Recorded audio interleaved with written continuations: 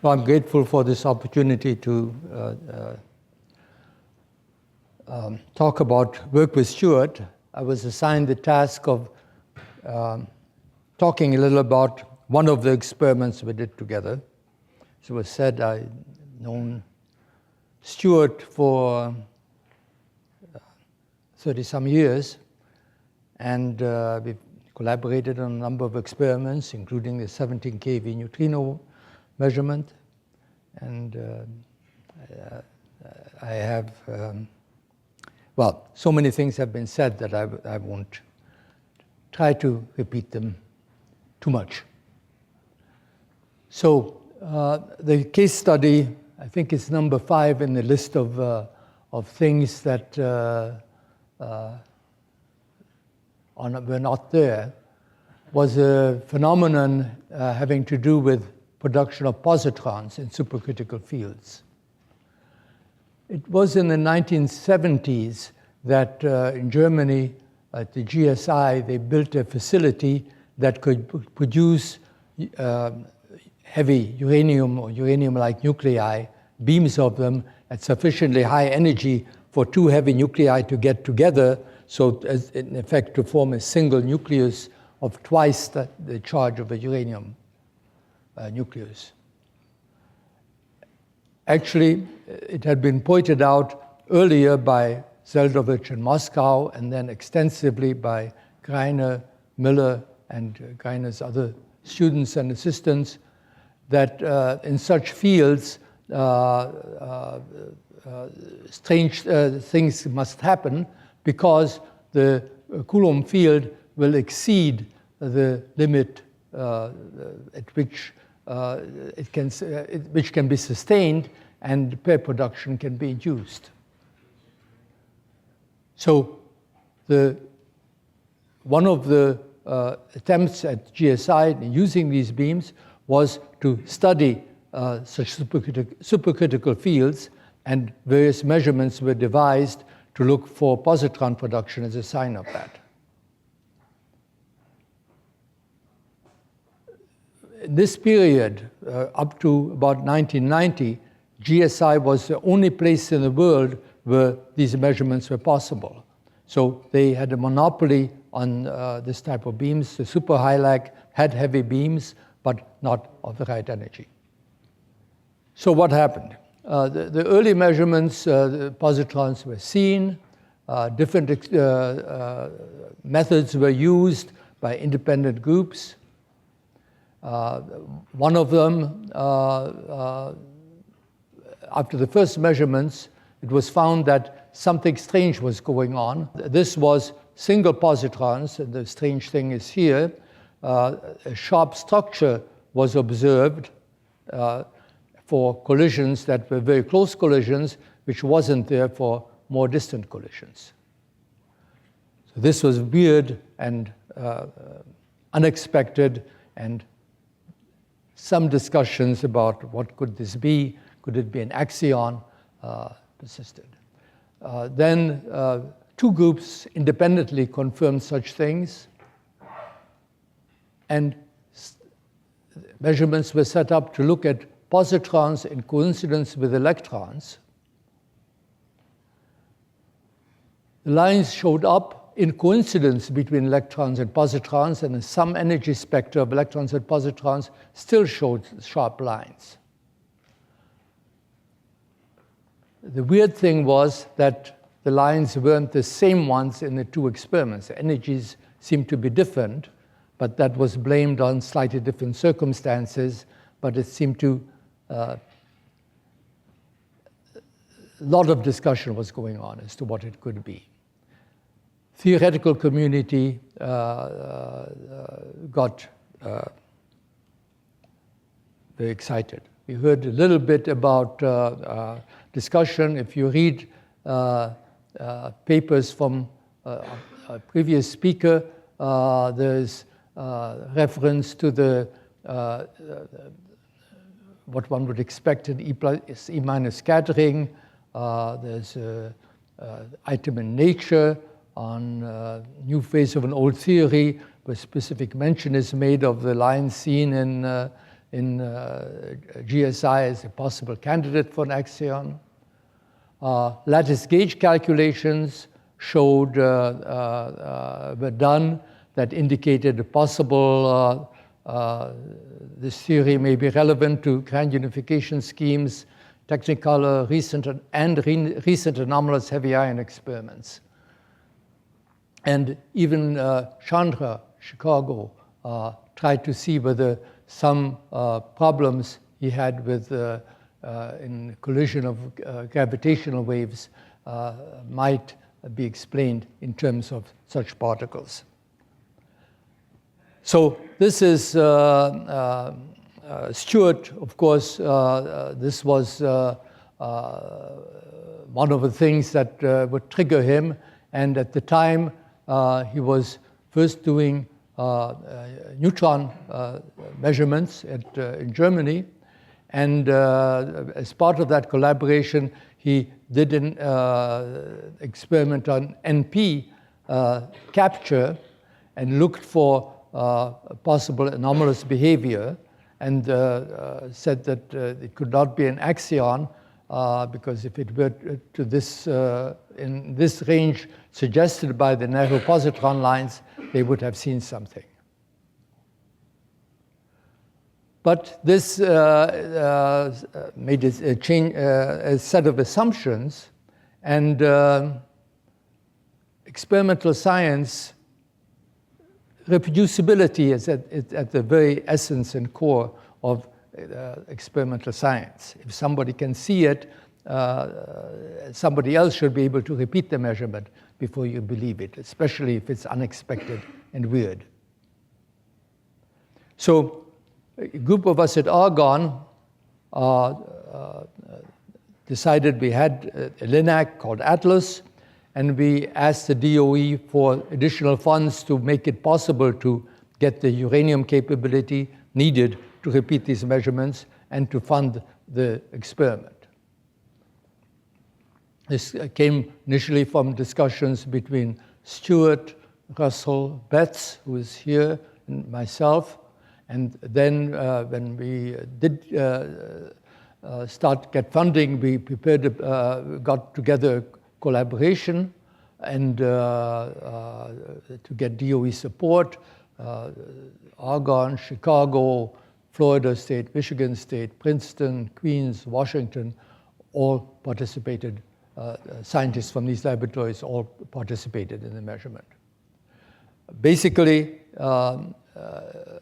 we set out as objective, first of all, to corroborate the GSI phenomenon, which by then was appeared in every report on physics that was written by committees as something strange and exciting, and then to study the phenomenon with better statistics to understand the systematics and what the kinematic details were and pin down where it came from. I remember discussion with Dave Henry, who also had the Berkeley connection, who was then in charge of nuclear physics at DOE, and he didn't like this set of objectives. He felt that if he gave us money, we better find something. This business of debunking, it was not something he wanted to give money for.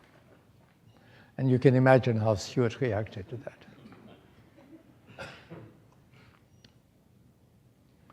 So here's the apparatus. We got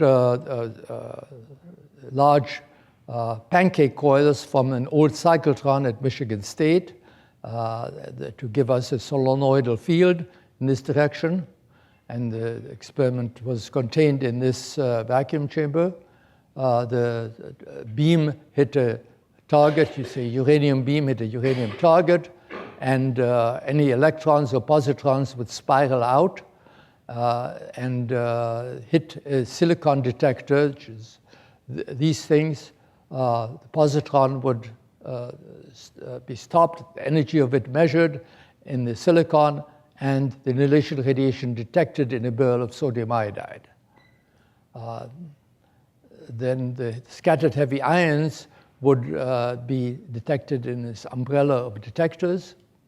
And you can see sort of the components, the silicon detector and the sodium iodide pearl here, the detector for the scattered ions here, with at that time postdoc who participated, and the heavy met shields that protected the silicon detector from the direct gamma radiation from the target. So Stewart's role in this experiment, the direct role was design and construction of the master triggers electronics, and worked with the expert at high energy physics at Argonne in building and testing that. But his influence was much more general. As usual, he asked all the questions, different parts of experiments, made comments in his typical way, and I'll show one example of that Kim Lister, one of the collaborators now at University of Massachusetts, suggested or recalled. Kim was in charge of the effort to build the sodium iodide array, and he had to interface that with the master trigger that Stewart was doing. His dialogue went something like that. I won't read all of it. I've come up with the three possible schemes, A, B, and C, and scheme A looks pretty good. I've tested it, performs best. Stewart, very good idea, but if there's a cosmic ray, the trigger will hang up, so you need to think about something else. Yes, I thought about something else, scheme B, different electronics, not quite as good resolution, but it cannot overload. Good, but if the count rate gets too high, my trigger will hang up, so you need to think about something else. Yes, I thought of that too. I tested scheme C with a homemade electronics board which cannot overload. Good idea, but if there are any ground loops, my trigger will hang up, so you need to think about something else. There is nothing else. Yes, there is. You just need to go away and think about the scheme D.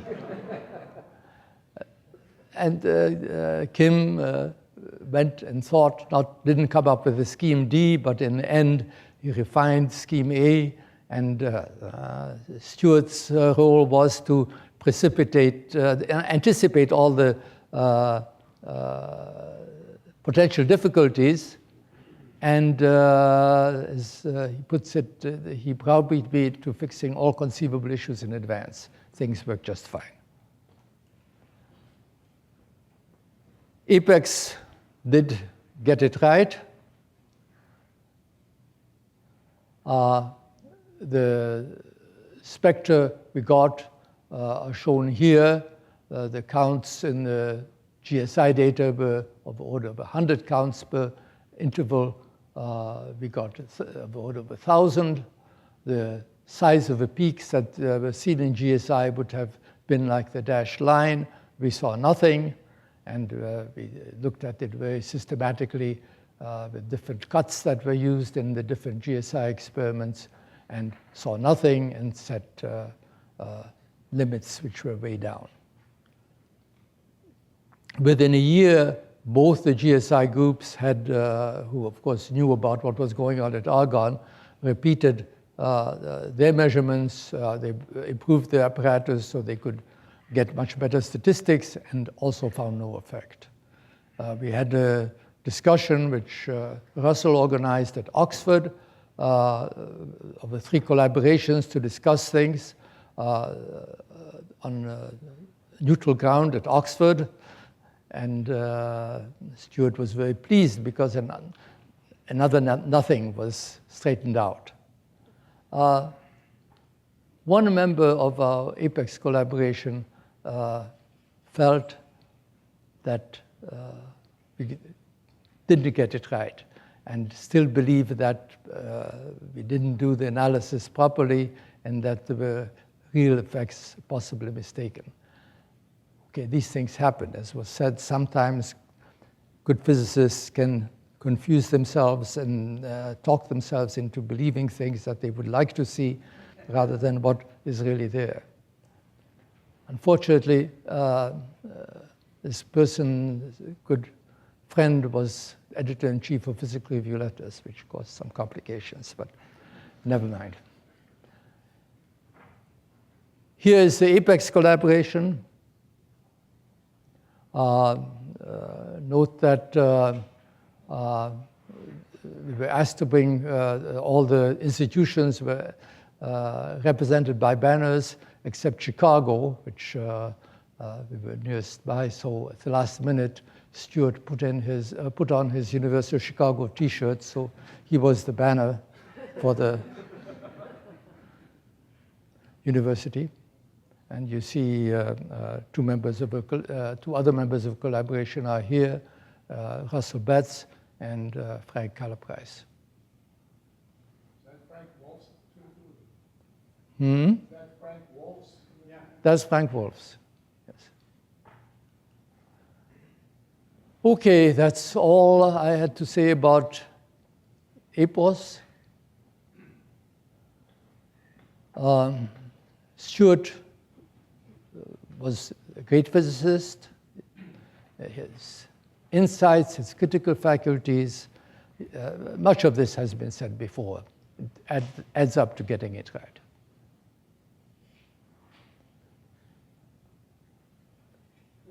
His former collaborators at APEX, his colleagues at Argonne and Chicago, all of us here feel his premature loss. Remember his physics, his never slackening disdain for bureaucratic obtuseness, his human warmth, his exquisite sense of humor, and his passion for science. And we miss him as a good friend. Thank you.